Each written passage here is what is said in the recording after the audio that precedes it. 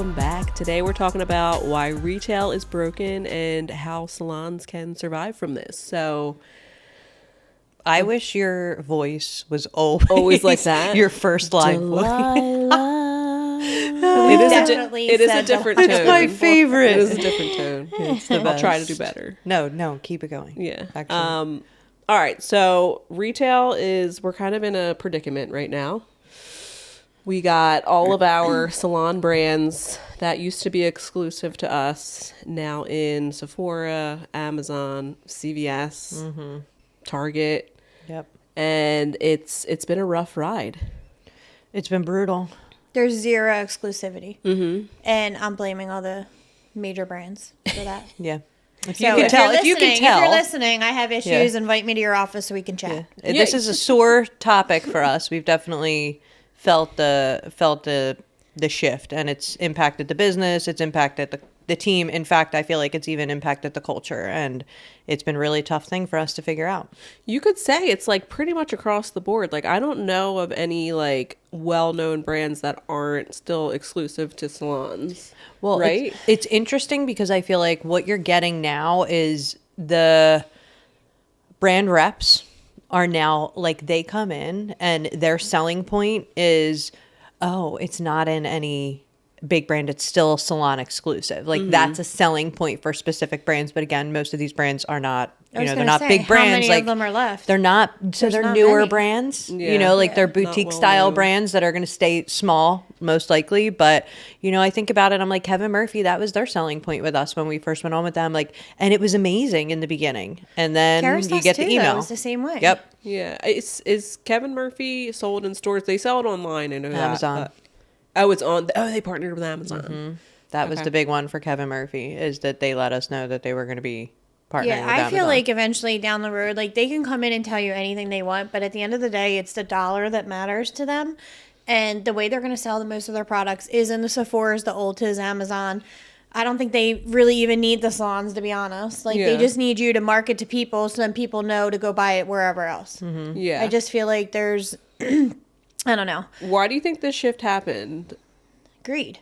Greed. Yeah, for real. I just think they have an opportunity to make a lot of money and they're not going to pass up on I it. hate to use the C word, but do you think that kind of like was the driving force? Is like they got a taste of like selling it directly to consumers then, and then they were just like, fuck it, let's go for the COVID. gusto. COVID like is what Oh, you're I was going to say, what's the C word? Yeah. COVID. I was waiting for you sorry, to I say didn't a say the C four-letter word. C word. I was like, not culture. COVID. I was waiting for her to say COVID, the other one. All right, so you have a lot of different I got a meanings lot for the of C word. C words And in when I my hear someone say brain. C word, I think of something else than what everyone else is thinking. So. Only on the weekends, Heath. Drop a comment and give Heather some love here. I mean, I'm We sure know y'all are everybody was relating. thinking that, like waiting for this big C word to come out. But yeah, do you think like that had a lot to do with the, like where that started? Yeah, I do, because I think that was an opportunity because people weren't going into the stores, they weren't shopping. So everything was being offered online in online stores. Yeah. And I think that opened a lot of people's eyes and they saw like cha-ching, cha-ching, cha-ching, like just, and they didn't have to do anything. I wonder Yeah. if they're They behind didn't- it. Maybe what? they set up COVID. Maybe. Oh, you don't want me to go down that rabbit hole because I have conspirsacies and I can probably have everybody convinced my that yes, God. We don't COVID have was enough time in COVID the was day. on purpose for sure. Oh my God. All right. I think what most people are unaware of, and maybe even like stylists, is that when this shift happened, it affected us in the biggest way with like one of our biggest revenue streams that pay for, things like education, paid vacation, 401k matches. Yeah. I mean, all the events, Holiday parties. It trips. definitely, a company like ours, and I think this is dependent just on, the way your company is structured, because I imagine a lot of companies aren't offering some of the things that we were offering, or maybe a combination, or maybe they're offering different things. But for us, the retail stream of revenue was strategically built into the way we structured this business from the gate. Like there was a literal chunk of our business that was, this is what this pays for. And now that's diminished. And we're Yeah. kind of left here trying to put back the puzzle pieces of how we're going to continue to offer all of the benefits that we've structured this company to do while not having that income revenue anymore. Yeah. So, And I don't want to it's say tough. like that if you're a stylist, you have to sell retail just to earn paid vacation, 401k, or all of those benefits. But it does provide a nice cushion for the salon owners to be able to, like do an unplanned event, or like, do something that wasn't planned in the year to budget for. Yeah. Right.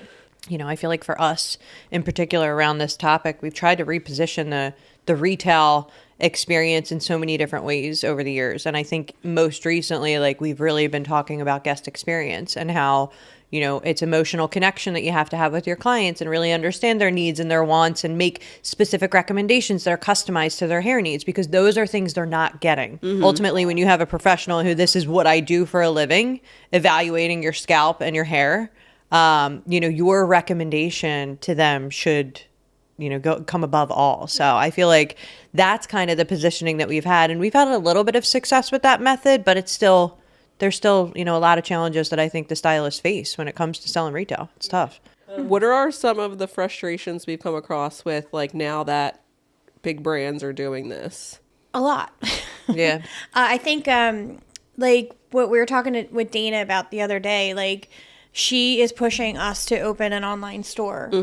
And, like, I'm sure there's a ton of salons out there that have them, but, like, I wonder, how successful are they? Right. Like, is it worth the effort that you have to put in to run and manage that store? And then now you not only become a salon, but now you become, like, A warehouse and, like, shipping and a distributor. And, like, is that, like, the angle that we want to go? But it's almost like you're being forced. Yeah. Well, the challenges that I think that we worry about with that in our company, and listen, logistically, maybe there's an answer, but we just haven't found it yet, is when a client goes onto our store and buys this product, how do we know who that goes under? Because that could be Lindsay's client that purchased it, but now Lindsay's not getting credit, so now Lindsay's competing with the salon. Like, it just seems like very complex, and I'm not sure how salons out there are doing. And if anybody's listening would love to share that, There please has do to be it. some kind of way to affiliate it with a certain, like, Yeah. you look at all these codes. influencers, and it's like put my code in. Like, there has to be some kind of way when you set up your online store to have codes for people to get credit back. But it's just a lot of tracking.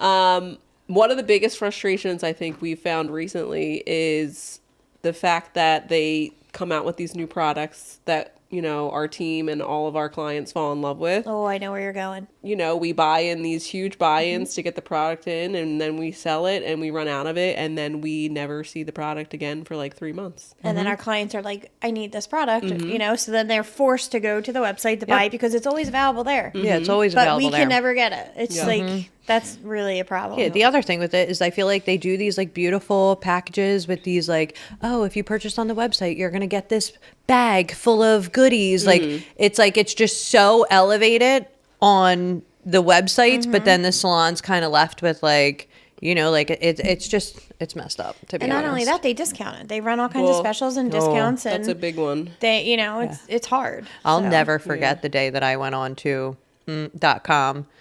I mean, They I don't sell was products like, anymore. I wonder why. I wonder if it's because of me. I was like, thought Wait, about well, I that. don't- But when I found this website and I'm like, oh my God, like there's a website, and this was like probably 4 or 5 years ago at this point, that has every product, every big brand, and they have 20% off. Like, it was like 30% off. Like, buy 3 get 1, like all of these different, like it was almost like It's a like the carousel TJ Maxx of like the hair carousel stuff. of discounts. And I'm like, oh, like, how do you compete with this? Like, in that moment I was like, guys, like, what is going on? I remember reaching out to our brand rep at that point. I think I probably sent an email to the company, like, is this serious? Like, because I actually did a deep dive to see who owned the website. Yeah. And of course it's who I thought it was going to be. Was it a salon owner or? No, It's it was a not big- a salon owner. The biggest brand you can think of. And I was like, yeah, wow, this is interesting. such bullshit. Like, I Yeah. cannot believe this is actually happening. And it's interesting because their response was like, yeah, we know. Like, it sucks. Like, that was like the response from our brand reps. I can't say from the higher ups, but from like they them. were like, yeah, like it sucks. Like, we get it. Yeah. It was to the point where we were like copying their promotions because like we Needed to. yeah, like we had no choice. It was almost like we were put up against a corner, and it's like, all right, if they're going to be able to go on this website and purchase the products at this discount, like we should probably match it. You know what I mean? That's so Which like annoys frustrating. me because like if that's the case, like let's say you're a big brand and on your website for October, you're offering 25% off. Do the right thing and reach out to all of your brands, like your salons, and say like, hey, just giving you a heads up. We're going to do this. Feel free to, to take the imagery that we're using or like some sort of support for the salons because they don't like, they almost want to, They don't care and they don't feel the need to because they have no loyalty to any of us. And that's just the fact of the matter. Their loyalty, like you said, like, oh, the brand, our reps care because, that's money in their pocket that they're going to lose if we like pull out. But if you went to the higher ups, they don't care. They're more worried about getting bigger wallets because they can't fit all their money in it. Well, like, speaking of this, like the truth is that these big brands, most of them at least, the people that are making the decisions probably have never even used a product. You think? I agree. They are nothing but investors. Yeah. Oh, they are just, this is something I invested in. It doesn't even matter to them. All that matters to them is the profit margins. I think that all the time about influencers when they like, and here's the thing that gets me with the influencing. Like you follow them and it's so ironic that like one will come on and be like, I just found the best product and it's this. And then 10 other ones that you follow are all just so happen to find the same product that week. Yeah. Like did they not put the dots together? Like they need to space this out to make it look a little bit more genuine because it looks so phony to me. It is. That they're all like pushing this one product now. And I'm like, God, they must be really giving you a good kickback this week if you sell. Yeah. Yeah. That's true, but also I don't think they care either. They don't. They're just there for the money. They don't care. Just put their codes in. Yeah. Yeah, Shout out to the influencers who like don't do that. But back to the discount thing, I think that's been hard, and I feel like a lot of salons don't have the room to even offer a discount sometimes, just because of like how tight the margins can be with keeping your inventory stocked. I know like our salons struggle with like staying under budget with reordering products. All right, so how do we get out of it? What are the things that well, let's just talk about a lot of things, like things we've considered, things that we, maybe have pulled the trigger on, haven't, failures, all of that. Yeah. I mean, I'll say right off the bat, like we've adjusted our KPIs for the team members. Like that was almost like there was no way that we were going to be able to sustain the numbers that we once did. I mean, we knew that, and it was a tough decision to make, but essentially it was like the only decision that we could make at that point. So we definitely had to take a deep dive and reevaluate everything we were doing with our KPIs around retail, and we adjusted them, and it definitely felt better. Like I feel like the team felt a sense of relief, and I think we did. And even now, like I get the pain points around retail. Like it's tough. It's not easy today. So I think that was a definite for us. And I feel like too, there's a lot of pressure on the stylist, and I feel like they do have an opportunity to sell.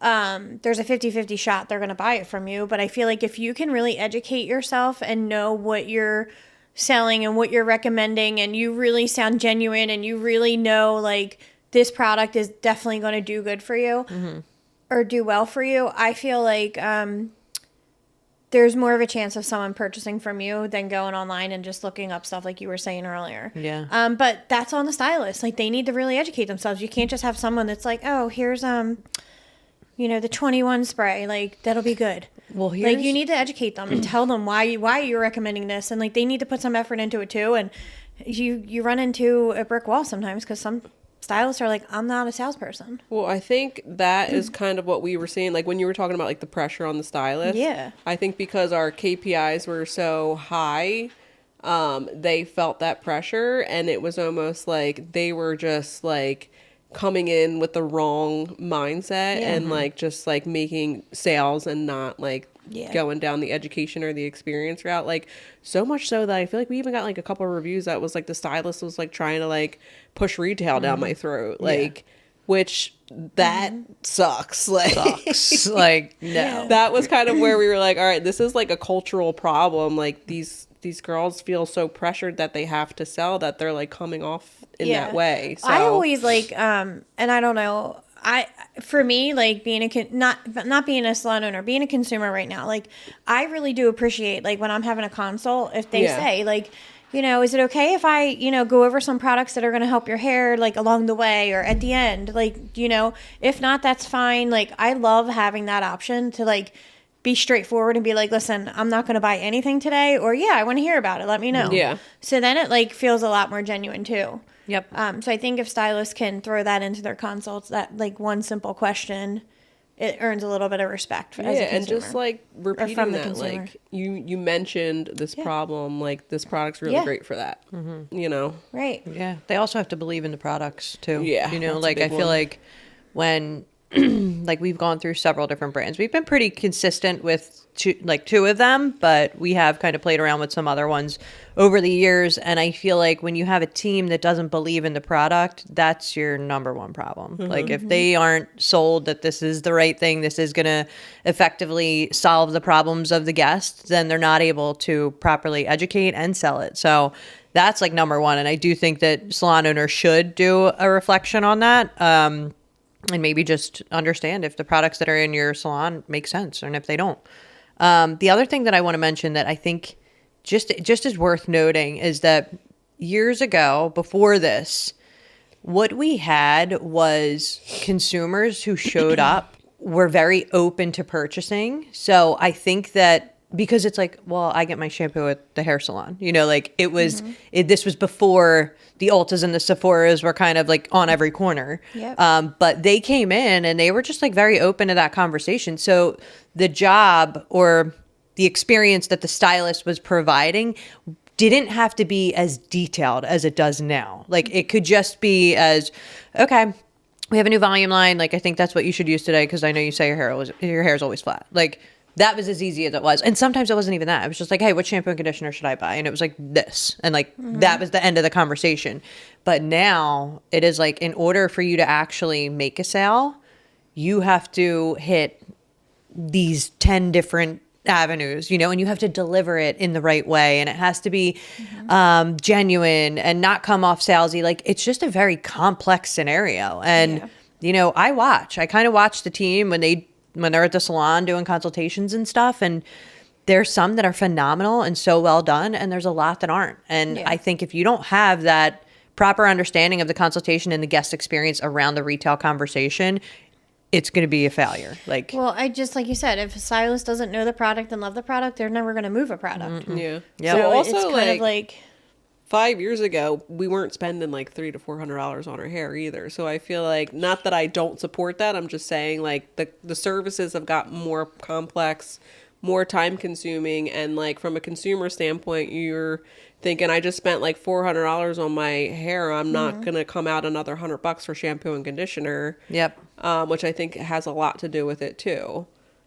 Like back then, we were doing like, you know, single processes and like partial foils, and that was like the bread and butter of all the services, whereas now it's like complete opposite. Another way you could pivot is, like we mentioned earlier, the exclusive lines. I don't love that idea, but it's definitely an option. Most of the ones that have gotten dropped off to us we haven't loved, which kind of sucks.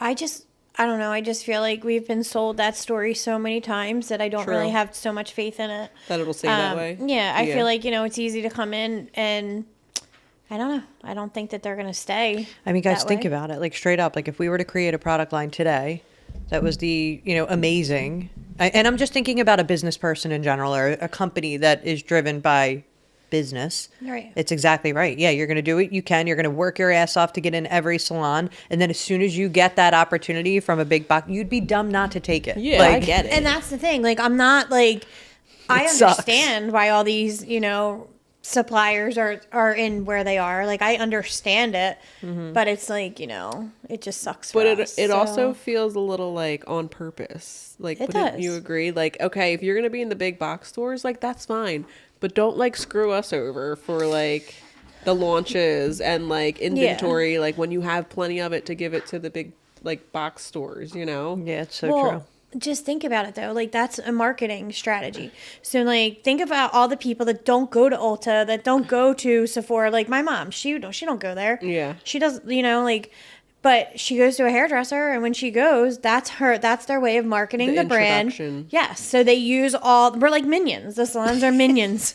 They use their minions to spread the word and get it out there and get their brand out there and get people to fall in love with it. And then it's like, but I have a better place for you to buy it. You don't Yeah. have to buy Yeah. it there. I'll give you a discount if you buy it online. I'll send you a gift bag. We're not even they gonna just let make you it so- have it after you Yeah. use it. Yeah. We're gonna use our We're minions, and then minions. we're gonna like Yeah. take it back. Yeah. Oh man. Oh boy. Another avenue which we've actually dabbled in is boutique items. Yes, and Just this to is something kinda- that Dana, one of our partners, is particularly keen on right now. Listen to me. She's been pushing this for a bit, and I have to say right now, I'm like very open to that conversation. It's Yeah. just, we haven't gotten to it yet, but I do feel that maybe that's a way for us to kind of make up a little bit of what we have going on. And, I think like candles and, brushes. Yeah, Accessories, of course. Yeah. tools. Well, back in the day, we were doing great with our boutique. We had bags, we had everything. Like we Dude, had those a big bags display. we had. I What happened know. with that? They just like stopped being a trend. Yeah, they're Yeah, I not. I, guess. don't think They're they're a not trend. anymore. Yeah. I used to laugh though because I would be out and about and see them, and I'm like, "You're a client." That's so funny. Yeah, those bags were like amazing, and But, everybody loved sometimes them. like the jewelry's nice. Yeah. Like I feel like when we were doing bridal, we had a lot of like bridal jewelry in, and Mm-hmm. like people would like grab a bracelet or. And that's sold, but I feel like now like things are just so easily accessible on Amazon. You can have Yeah. something shipped to you It's so true. same day. Like you Well, don't you need. know what's interesting is that the other day when we were in Cape May, I walked into a little store and I was like, I'm like cracking up because I'm like, wow, I'm in this store. I'll spend $50 on this velvet headband for my kid, but like and I'm like in my head, I'm like, now why would I spend that here? Like 'Cause why I could here? get it on Amazon. Exactly. Like why? And I didn't buy it, but in my head, I was trying to figure out. I'm like, why do I feel like I because should it was a purchase boutique this? in Cape May. And it was it was the setup. It was the Wow. way it all looked. Like it was beautiful. Like it was, it was propped up. The whole entire setup was like so well done that it just like caught me. Like I stopped what I was doing. I'm picking them up. I'm feeling them. I'm looking at the beadwork. I'm like, wow, this is so cute, And in that moment, I'm like, I would buy this. I didn't buy it because I could probably get it on Amazon. But actually, no, that wasn't it. The reason why is because I'm like, I can probably get this through our company that we use for boutique items. Oh yeah. And I'm like, maybe this is what we should be selling at the salon. Like in my head, I'm like, these are the boutique items that I think speak to our people. Also, something that's really big with us is Kids. our clients love buying for their kids. Yeah. The headbands. They Everything. sell out like every holiday. Anytime Yep. we have holiday headbands, Yep. people are like texting, "Are you getting more in? Like, can you save me this one?" Yes. Yeah. They love them. And I feel like the same would go with like all the Philly Pride, like the sports teams. Yeah. Like if we Yep. had like Eagles, like some beautiful like headpiece that had Eagles on it, it would sell out in a second. Getting you that beautiful headpiece I'm for the getting you tailgate. a Eagles tiara for our tailgate. Oh, I can't wait. And a I whistle. love it. That's And a amazing. whistle. And the Princess Diana jacket. They're going to be Ooh, I vibed love out. that. It's a Yeah. vibe. I saw that. Where did I see that for little kids? Was it in Cape May? Don't tell my kid. Oh no, All right. online. It was at the community day. They had a tent set up, and there was the Princess Diana jackets for little kids, like Wow, that's Sienna's really age. cute. I know, All but right. the bees were too bad, so I didn't go over. One thing I left. you touched on that I feel like might be valuable for salon owners is that like knowing you can always go to your brand reps and like express your concerns. Like I feel like we've done that in the past. Like, hey, we see this happening on Ulta or we see this happening on a website. Like, what can you do for us so that we're able to like mimic some of the discounts that we're seeing? And I Yeah. feel like most of the time they're willing to work with us, some more than others. But that's definitely always an option for you. I think that too. I think if you have a good, strong relationship with your rep, you should be able to bring them any concerns, and they can go, back down the line where they Yeah. need to. And I also think like, as mad as I am at our one brand right now, like I give them credit because they reached out to us. Like they knew something was off, and they reached out to us, and they want to hear our concerns. And they, I think that matters too, that you feel validated by these reps. And if you don't, then I would drop their brand and get something different. Yeah. And I'll tell you what, we're sitting here chatting about this this event that's coming up in a few weeks, and all of the things that we want to bring to the table and the ideas that we want to share with them. But essentially, I think we would be naive to think they're not fully prepared. Oh, They I'm sure. are going to, they know what's coming, Do you and think they're going to listen be, to this podcast before? yeah, they'll be fully prepared to kind of answer everything that I think we have to say, or they're just going to, put it in their back pocket and do. But I do think that they're going to be very prepared for all of the concerns that salons have at this point. Yeah.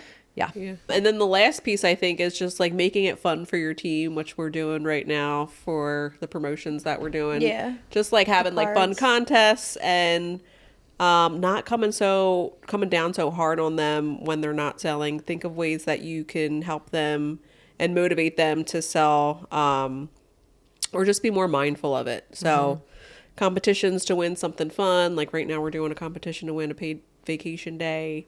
In the past we've done like Amex gift cards. What else? Pick a product off the shelf. Like, Yeah. We've all done different some stuff. team competitions where like whichever team wins gets to go to dinner. Yeah. We Things give like them that. money It's to just get fun. put towards whatever they want. Yeah. And I like- will say, I do think that from what I'm hearing, just feedback that we've received over the years is that they definitely are very receptive to positive reinforcement versus negative. Yep. Yeah. Yep. All right. Thank you so much for joining us. If you could, please like and subscribe, send your friends. If you're looking for some more resources, head over to our website, gohampod.com, and we'll catch you on the next one.